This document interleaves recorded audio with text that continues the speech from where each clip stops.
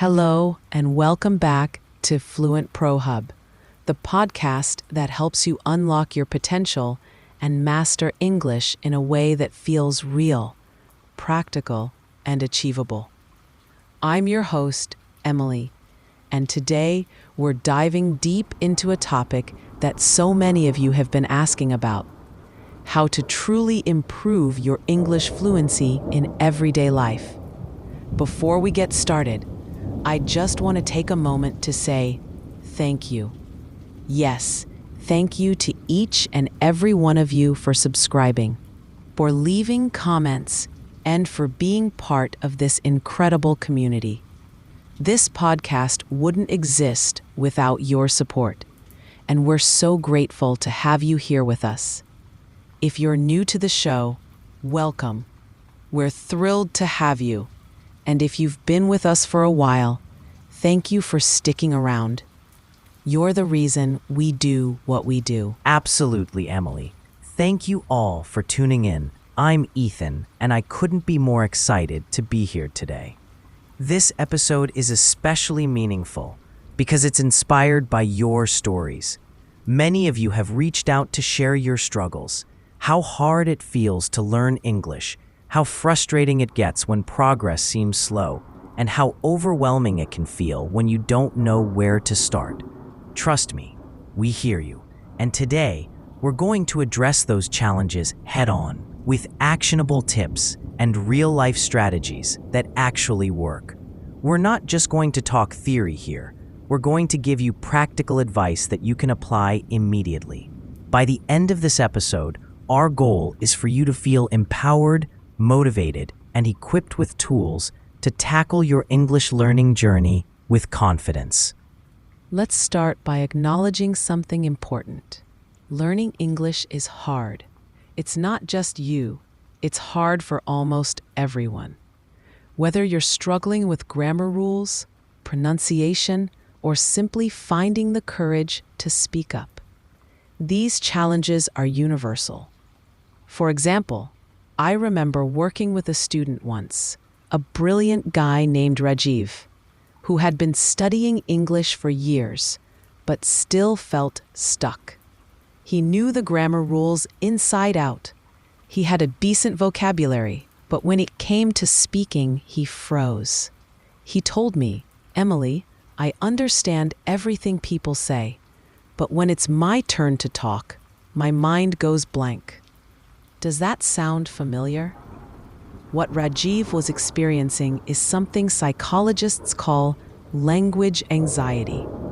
It's that feeling of fear or self-doubt that creeps in when you're trying to communicate in a second language. The good news is it's completely normal, and it's something you can overcome with the right mindset and strategies. That's such a great point, Emily. Language anxiety is real, and it's something so many learners face. But here's the thing. It's not about getting rid of the fear entirely. It's about managing it. One of the biggest mistakes people make is waiting until they feel ready before they start practicing. They think, "I'll start speaking once I'm fluent," but that's like saying, "I'll start driving once I'm an expert driver." It doesn't work that way. The truth is, fluency comes from practice, not the other way around. Think about babies learning their first language. They don't wait until they can form perfect sentences before they start babbling. They experiment, make mistakes, and gradually improve over time.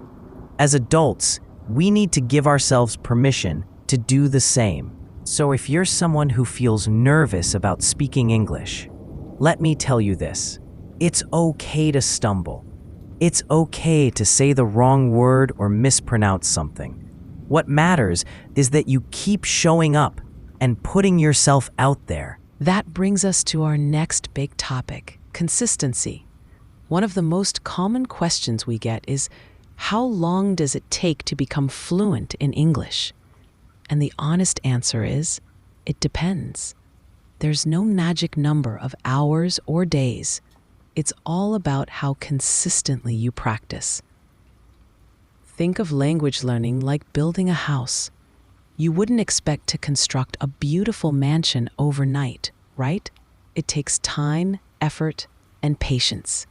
Every brick you lay, the words you learn, the conversations you have, the books you read, they all contribute to the foundation of your fluency. But here's the catch.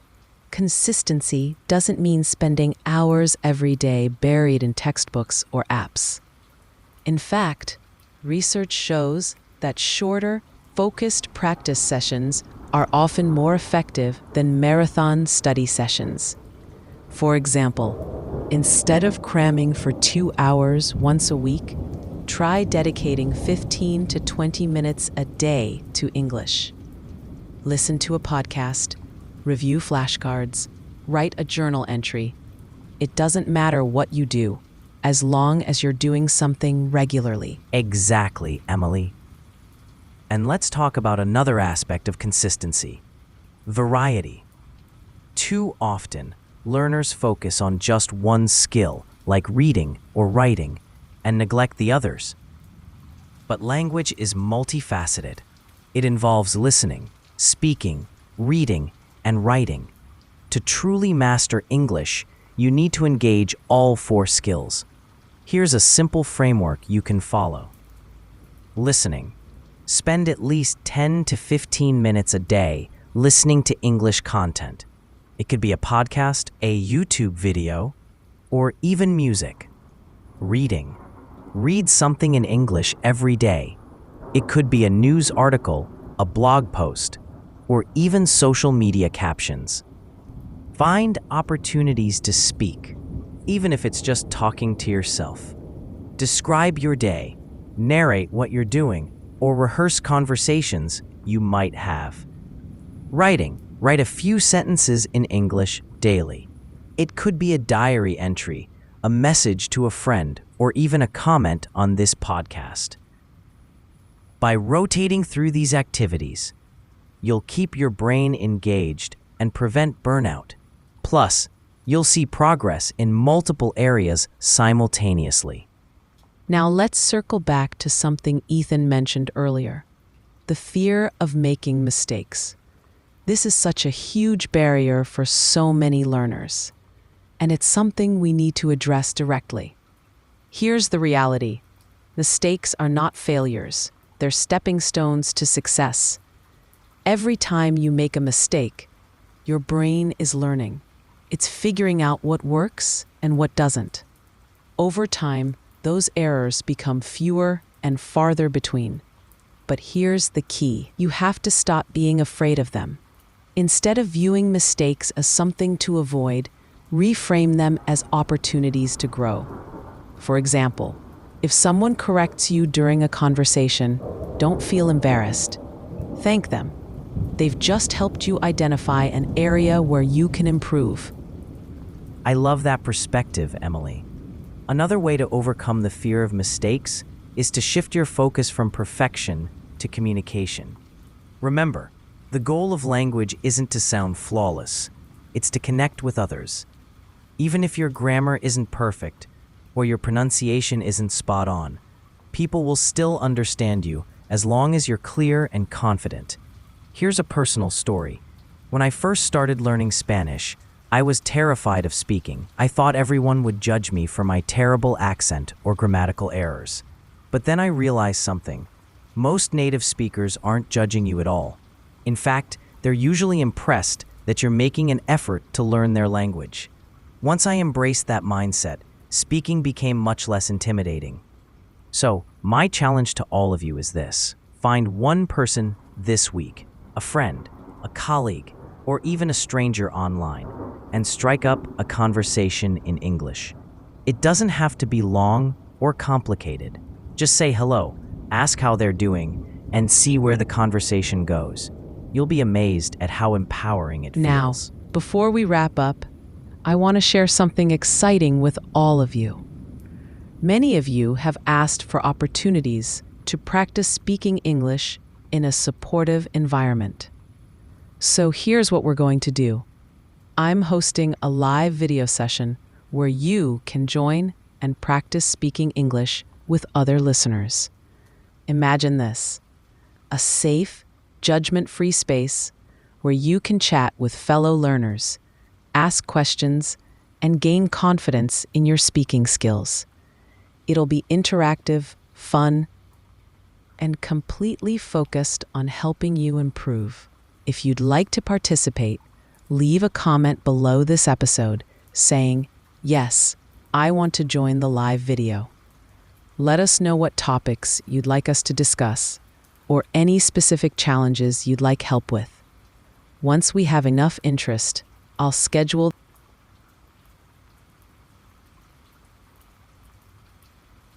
But here's the twist: I'm going to make deliberate grammar mistakes in each story. And Ethan, our co-host, will jump in after every story to correct me. Listeners, it's your job to spot these errors before Ethan explains them. Ready? Let's dive into our first story.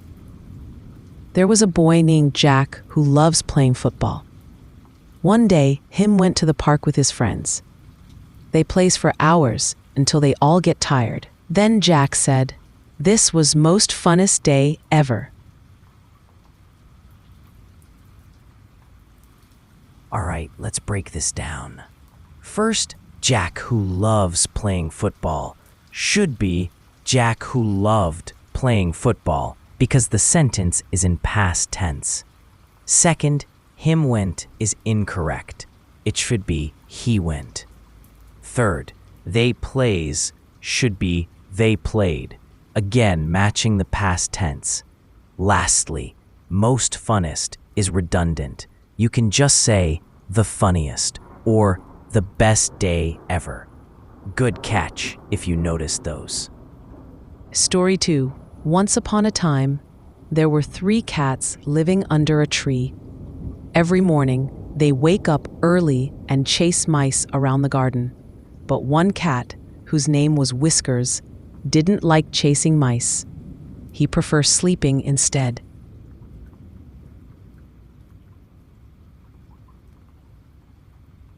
Okay, so what did we hear wrong here?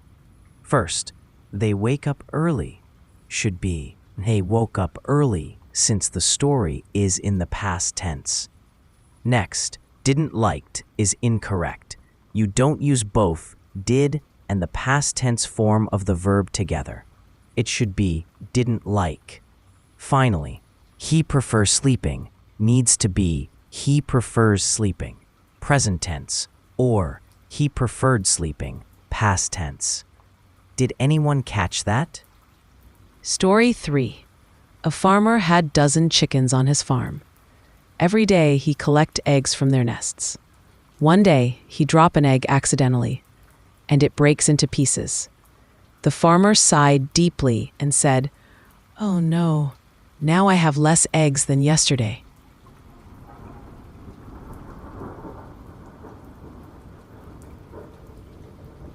Let's analyze this one. First, a dozen chickens requires an article, so it should be had a dozen chickens. Next, every day is incorrect here. It should be every day as 2 separate words. Also, he drop should be he dropped, and it breaks should be it broke. Lastly, less eggs is wrong because less is used for uncountable nouns, while fewer is used for countable items like eggs. So it should be fewer eggs. Great work if you spotted any of these. Story 4. In a small village lived a girl named Maya. She was very kind but often forget things. One day, she goes to market without her bag. When she realizes, she runs back home quickly. On the way, she met a dog who helps her carry her groceries.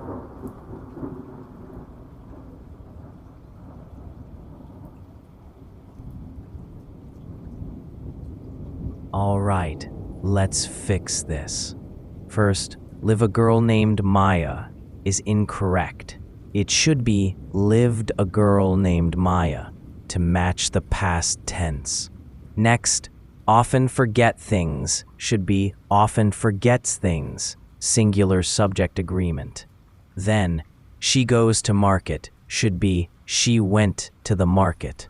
Again, sticking to past tense. Finally, she met a dog who helps her is inconsistent in tense. It should either be who helped her or rewritten entirely in present tense. How many did you find? Story 5. Two friends, Tom and Jerry, decided to climb a tall mountain. As they reached the top, they saw breathtaking views everywhere. Tom exclaimed, "This view is more better than I imagined." Jerry agreed and added, "Yes, it truly am amazing."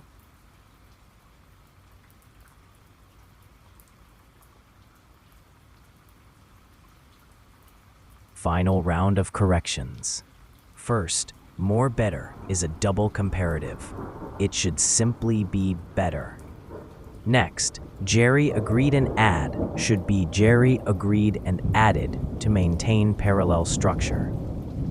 Lastly, it truly am amazing is incorrect. It should be it truly is amazing. That wraps up our 5th story. Did you catch all the mistakes? And that's it for today's episode. Thanks for joining us as we explored these little stories filled with grammar pitfalls. Remember, making mistakes is part of learning, whether you're telling a story or practicing English. Keep listening, and we'll see you next time. If you found this video helpful, let us know in the comments.